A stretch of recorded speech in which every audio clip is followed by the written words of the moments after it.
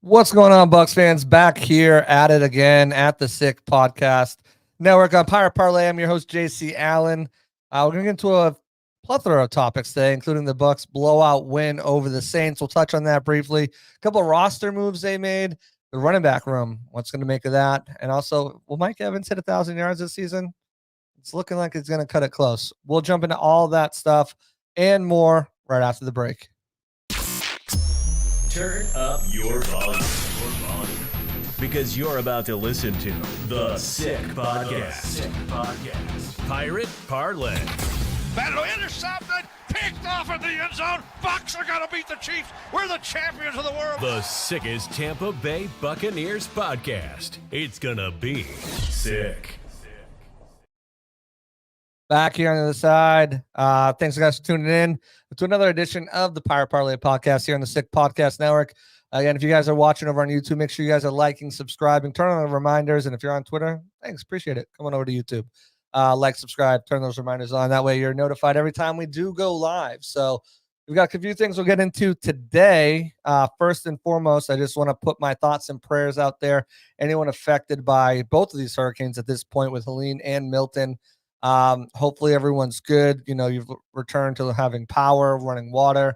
If you guys were seriously affected, my thoughts and prayers go out to you. If there's anything I can do to help, use my platform, whatever, feel free to reach out. DMs are open. Anything I can do to help you guys, definitely feel free to reach out. But, Buccaneers kind of helped a little bit, gave a little hope, gave a little bit of joy this past weekend against the Saints, where they blew them out of the water, 51-27. Amazing job by the Buccaneers, especially in the run game. Obviously, the second quarter was something. It's like Voldemort, right? Do not say its name, because that was a tough quarter to sit through after the Bucs had scored 24 straight points. They give up 27 straight points, 3 interceptions, one run back, a punt return by Rashid Shaheed. It was an ugly quarter. That's for dang sure. It was not pretty. Actually, so I'm sorry, 17. It was it was 24-27 headed in the second half. But yeah, that was an ugly quarter for the Buccaneers. Not much they could do. You know, the interceptions gave them really short field position. Obviously, Shaheed with that 54-yard punt, tough to kick out of your end zone there. But the Bucs overcame. They got off to a hot start again, drove right down the field, got a touchdown pass from Baker Mayfield to Chris Godwin, who continues to just be impressive as a wide receiver. I talked to you guys about him in the offseason. I told you Chris Godwin is in for a monster season. Currently tied with the most touchdowns. The league leads all receivers in receptions, leads all receivers in first down catches. He's having an absolute monster season. He had 1 touchdown in the first quarter to kick off the game. And then Tyke Smith with a huge play, one of many huge plays on the Saints' ensuing drive, forces a fumble. Antoine Winfield Jr. brings it back 58 yards to the house for his first ever career touchdown. The impact that he made coming back, and Kalijah Kancey, was immeasurable. You could definitely tell the pressure they were getting on Spencer Rattler, the ability for the defenders to play in the back end. Again, we had 3 forced fumbles. Tyke Smith's second forced fumble of the game didn't count, but 3 forced fumbles, 2 interceptions, 5 sacks. Having both of those guys back, being able to do so many different things on the defense, really you could tell that Bowles, especially once they had a lead, Bowles was allowed to kind of dip into his bag and do some unique and exotic things there. So both of those guys coming back, huge for the Buccaneers. And then that second quarter happened. And a lot of teams, they're down 27-24. They can just kind of call it, right? They can get down on themselves, say, how are we going to get out of this hole? I can't believe what we love. Not these Buccaneers. These Buccaneers went on to score 27 straight points of themselves. And the defense pitched a shutout in the second quarter. Interceptions by Zion McCollum, who, again, I've told you, if you guys have been watching the show, I've told you all about this whole entire offseason. He's going to be a stud. He's one of the best cornerbacks in football right now. There's no denying it. You look at every single metric statistic. He's in the top 5, top 10 for everyone. First in some of them.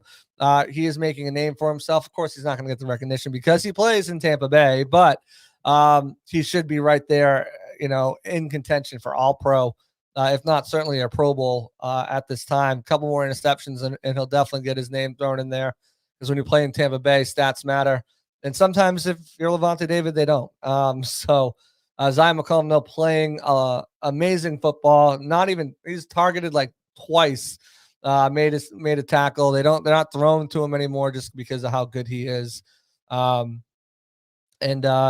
can see the level of play that he's achieving is only going to continue to ascend and go up. And Tyke Smith, a lot of guys were excited about this guy coming into the season. There wasn't a lot of talk about him as much. I mean, people were talking about him, but as far as, he just feels like a veteran. He doesn't feel like a rookie, and people, kind of writing him off. Oh, Tyke Smith, maybe because he's not one of these guys that play a splash position or not on the offensive line, who noticeably struggled last year. But Tyke Smith has been doing absolutely everything he can to make a mark, and he's been one of the best nickel cornerbacks in the entire NFL, but he does so much more than that as well. He can play inside, nickel, safety. He can play big star linebacker like he did as well. We talked to Coach Bowles the other day, and I asked him about Tyke Smith in general, and he just said he's like a savvy veteran out there. There's not much to talk about when it comes to him. He gets the most veteran treatment out of all the rookies because he doesn't make as many mistakes as everybody else.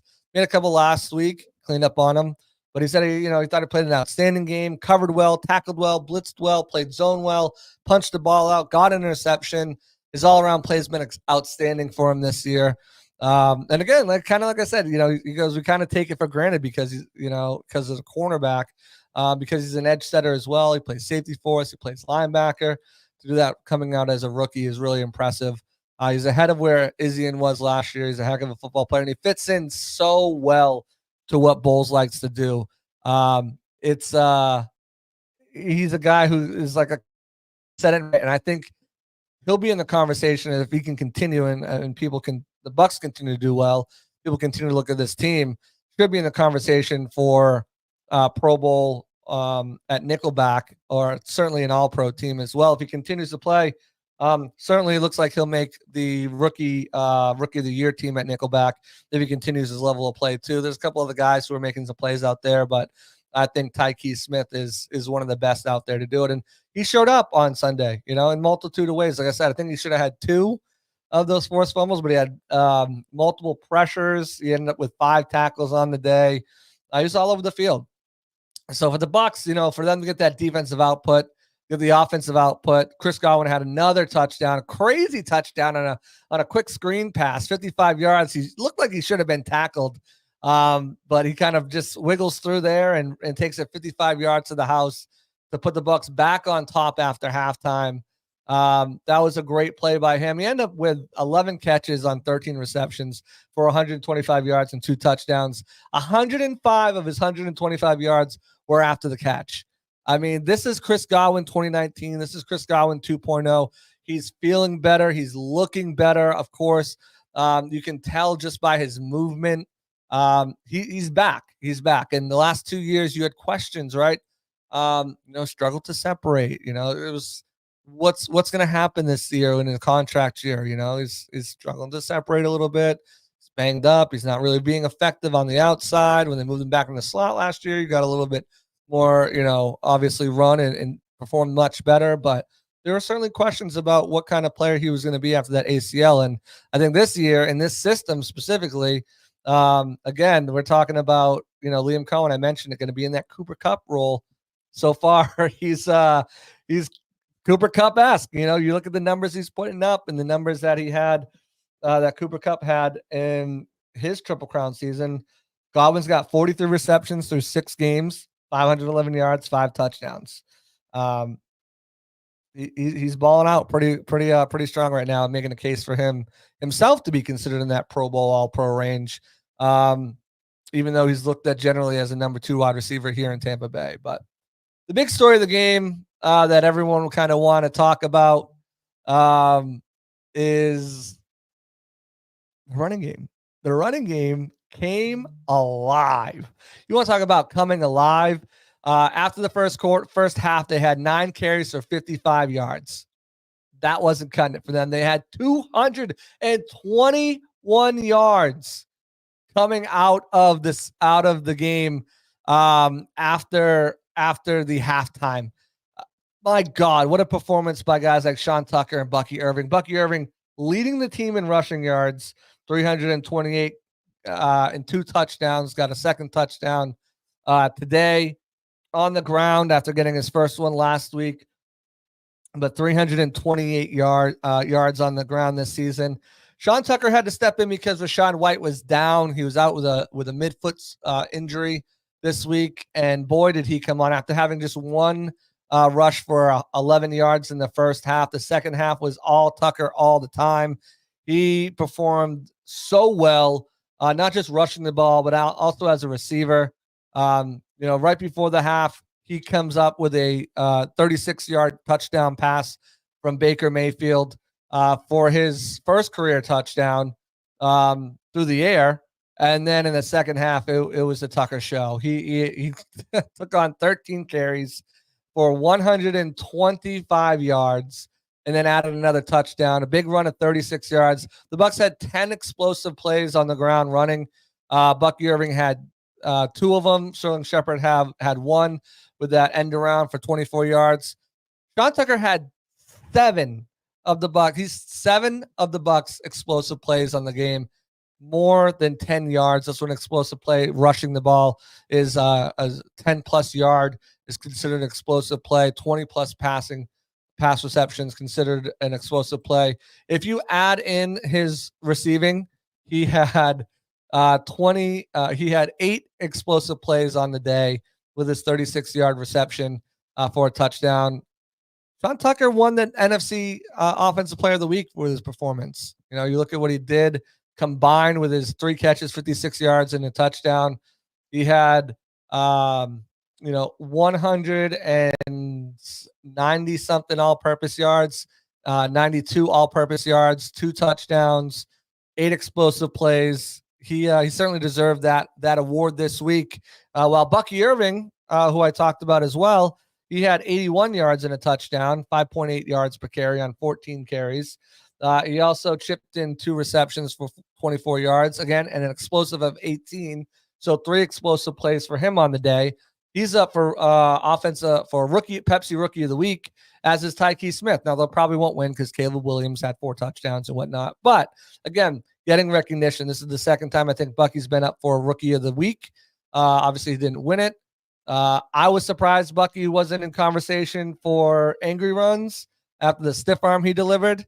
But yeah, it looks like, the Bucs rookie class, their second-year players, again, just a great job by Jason and his staff by identifying guys who can come in and play it. And, before we get into the kind of question here about the running game and what happens now, we'll get into that in a minute.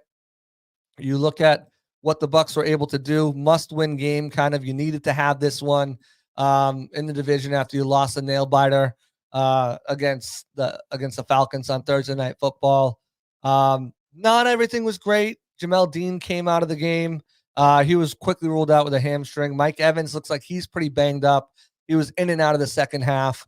He was dealing with an injury the week prior. Hamstring injury always pops up for Mike. And again, we'll get into him too. You only had six targets, but his only 2 receptions came on the opening drive, 34 yards. He had that long of 22.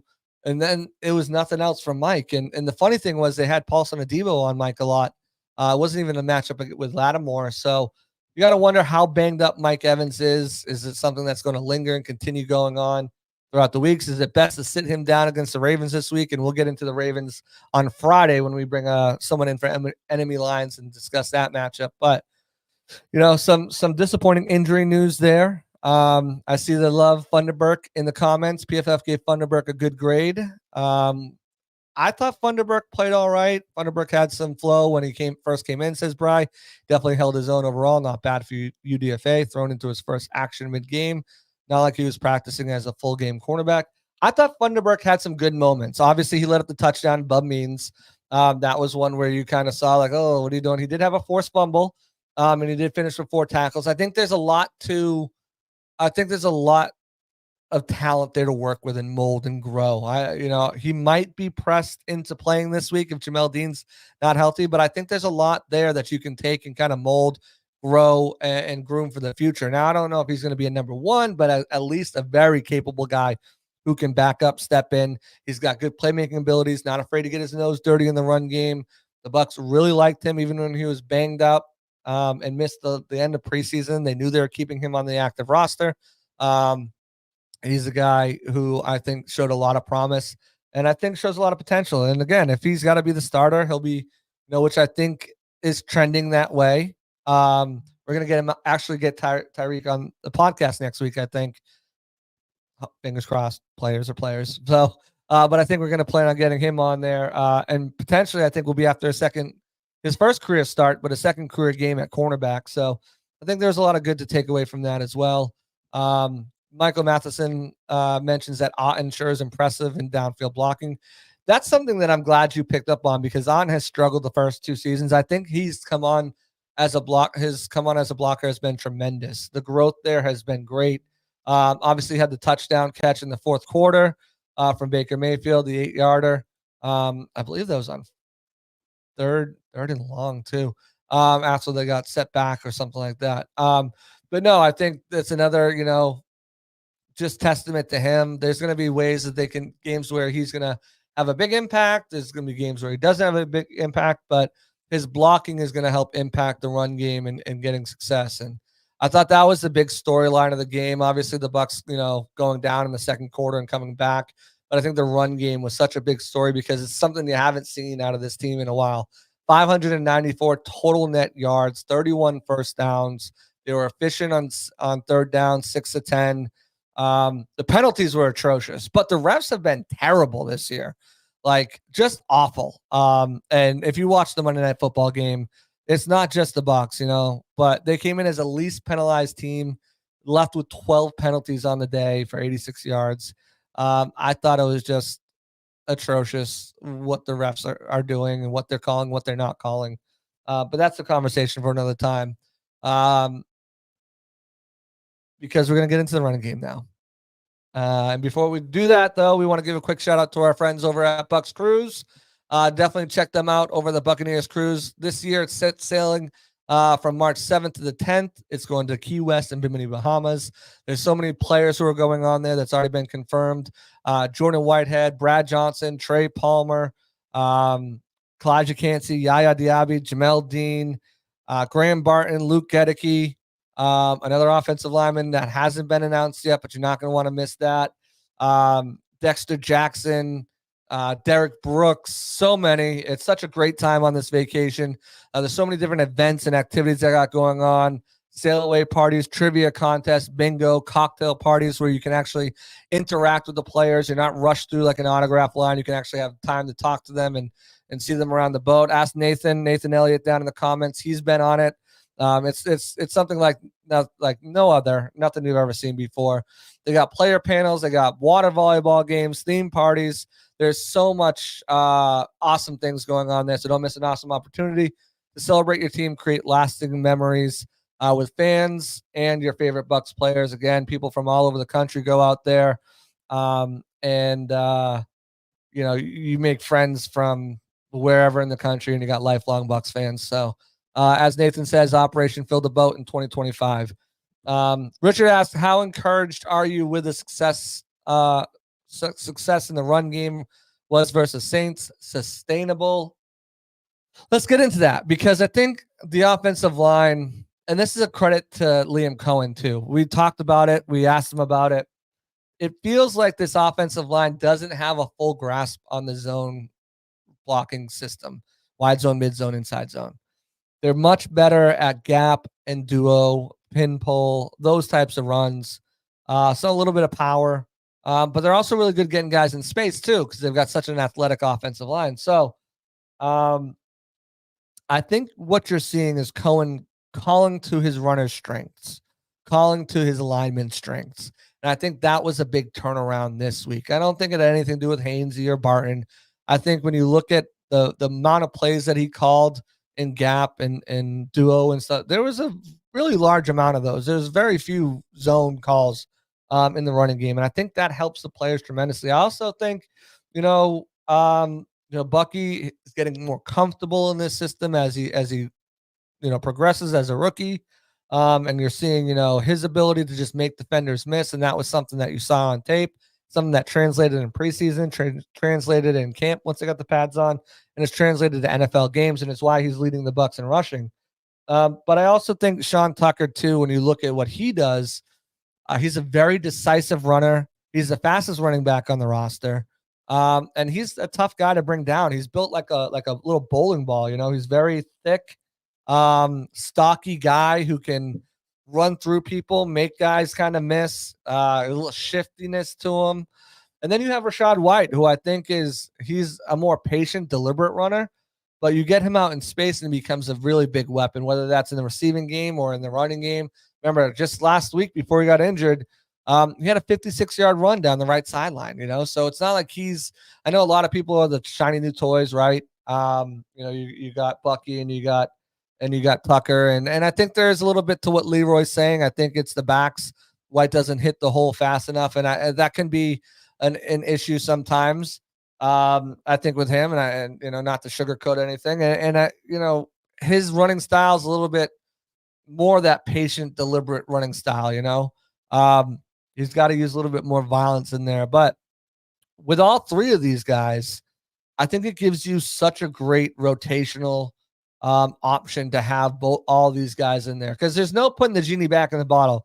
Sean Tucker's here. He's the NFC player of the week, offensive player of the week. Like, there's no putting that back in there and saying, all right, you're not going to get any snaps. That's just not going to happen. When you look at the snaps through the first couple games, kind of take it out. Bucky, 58 snaps. Rachaad White, 51 snaps. Sean Tucker only 16. 14 came in this game. I think we'll start to see a little bit more of a rotational base there.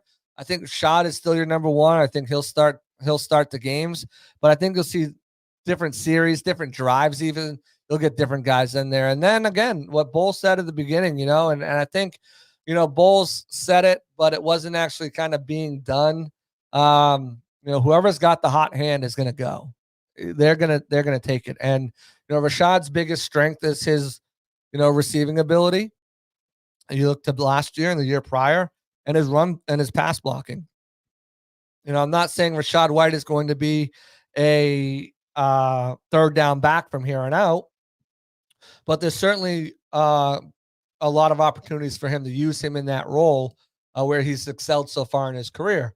He's got to figure it out as a running back, as a full guy. He toted the rock last year, should have had 1,000 yards. There are a few times where he slid down at end of games, and I think that's something that will haunt him, not getting that 1,000 yards. But now you've got these two other guys, and they're going to rotate and they're going to get touches. I think when you look at we asked Bowles about Tucker's performance, and if it's worthy of making it a three-headed monster back there. And he said it's definitely worthy. Tucker took advantage of his opportunities. He ran away from some tackles, some linebackers. He ran through the hole. He cut back. He made plays. He caught the ball well out of the backfield. So that gives us a three-headed monster. You talked to Liam Cohen, and that's something that he talked about using all three of these guys going forward. And we'll talk to him again coming up with the game coming up. So, there's going to be a fair share of opportunities for all these guys, and it just comes to who's going to make the most of it. And if that comes, let's get these guys running in the first quarter, and we'll see who takes advantage of it, and then we'll kind of ride them the rest of the game and sprinkle the other guys in. We'll see. I don't know. We also know if Rashad's going to be back this week, so it could be the Tuck and Buck show, as people are calling it, or the Buck and Tuck show. Going forward until Rachaad is healthy. So we'll kind of see how that all plays out as it continues. But What I know right now is the Bucs have 3 really good running backs on the roster. Tucker's probably the I wouldn't say he's the best, but he's the fastest running back and maybe the most decisive running back on the roster. Where he's limited is pass protection. He struggled with it last year. He was named the number 2 running back and quickly found himself inactive, or not playing, only playing special teams. So if he gets that down, then there's a good chance that, he can maybe take on a bigger role. But again, like I said, Bucky is a little bit too small to handle some of the guys coming in the backfield. Not to say he's not willing, but Rachaad White's your best pass protector. And usually that's the guy that you want there, chipping and helping out. And that's been Rachaad. So, Michael Matheson says Mock has had 2 good games. Really 2 really good games. Yeah. Mock is really starting to come into his own now. And again, having Luke back too, I think helped him this week, kind of, getting your brother back out there. You guys know each other. You played 16, 17 games, 18, 19 games last year with each other. You played the first game, 20 games, career games, and kind of learning somebody new. And they're struggling as well. And now they're, that was Schooley. And I think that's going to be a big help for him. I thought Schooley played really well the week prior against the Falcons. Of course, they have no pass rush anyways, but I think Monk is really kind of starting to turn around too. And as the line turns around, more opportunities open up for the run game. So it washes hand in hand there. Leroy says, my only problem with the rotation is backs get hot the more they touch the ball. Right. And I think maybe you kind of look at that first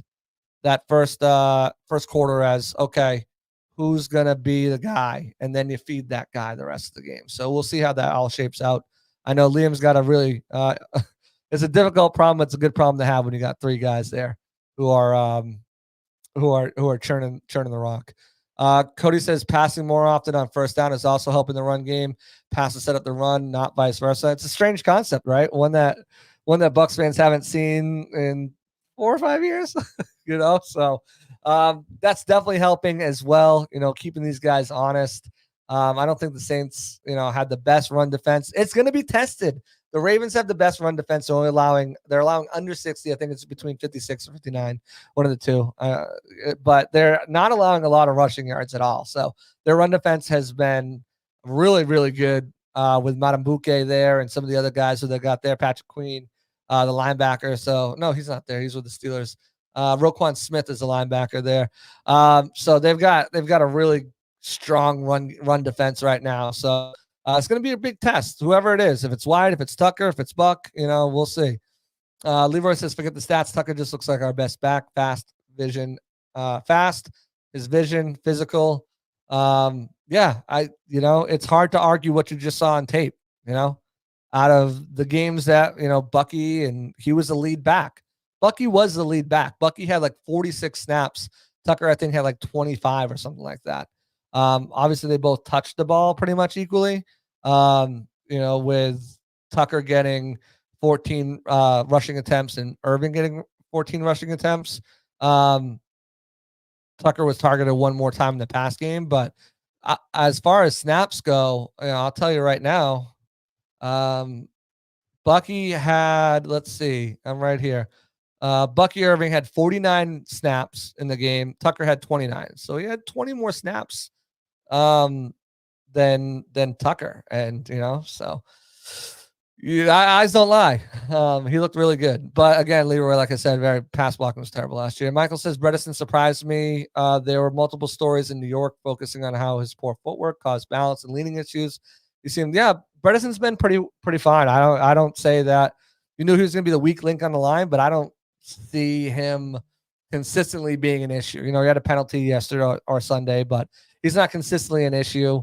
I thought New York had a terrible offensive line in general. So when you're playing with crappy offensive linemen, especially last year, he was asked to play left guard, right guard, center. It's tough to kind of get locked in. So those all different. You mentioned footwork; those are all different type of footwork.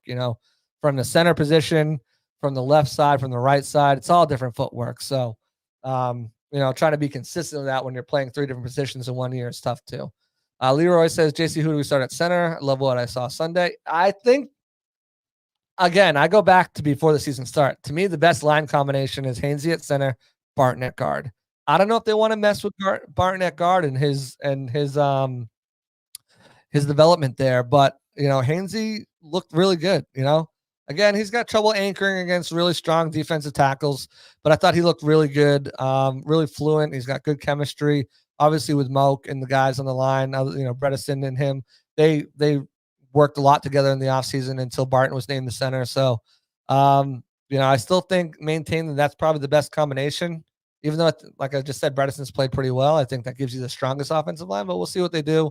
If Barton's ready to go, we'll probably be Barton. If not, Hainsey will get a second snap. A couple more questions, and we'll get into our big question of the day, and then we'll get on out of here. Bryce says exactly. There's more to the running back role than just running the ball. White is crucial to Cohen's pass offense working. Benching and trading him like Bucs fans are suggesting is smart. There's no realm in the world that you trade White. You've got 3 solid running backs. Injuries happen. White was out. You got to bring up DJ Williams. What happens if White's out and then something happens to one of the other two? You're comfortable with Tucker and DJ Williams as your main backs? No. But what happened? So you need that depth there. And again, crucial to the offense. He's such a dynamic playmaker with the ball in his hands. Like recency bias is a real thing, and he's struggled somewhat to kind of get the run game going. But again, the back always shoulders the blame. The back always shoulders the blame. Offensive line, system, scheme. Again, and over the past couple of weeks since we pointed it out, again, you saw it last week. Rashawn had a decent game. He had a pretty decent game against the Falcons. I'll bring up his stats here. He had that big 59-yard rush. He had 72 yards on the ground. He didn't really do much in the air, but 10 attempts, 72 yards. He had the big 56-yard gain, and it's because Cohen's been calling plays that help not only the running backs but the line. They're better suited to the blocking style and scheme they do. So you don't get rid of White. I think White can still be a tremendous asset and help this team win.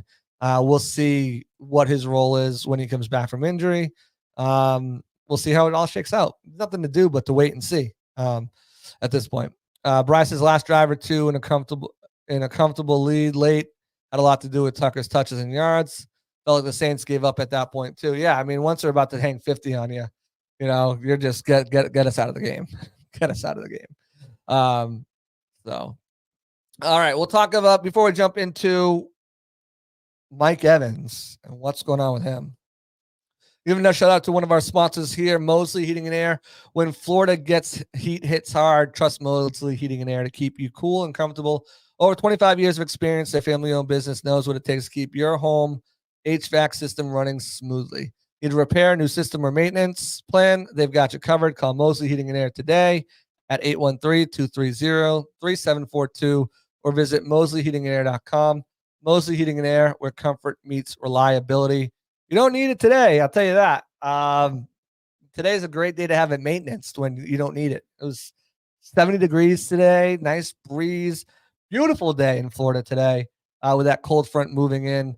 But again, today is a great day to get it serviced when you don't need it up and running. So this whole week, and matter of fact, should be nice and cool. So if you need someone to service your AC, do it now while you don't need it. While it's cool, Mosley Heating and Air says people to go.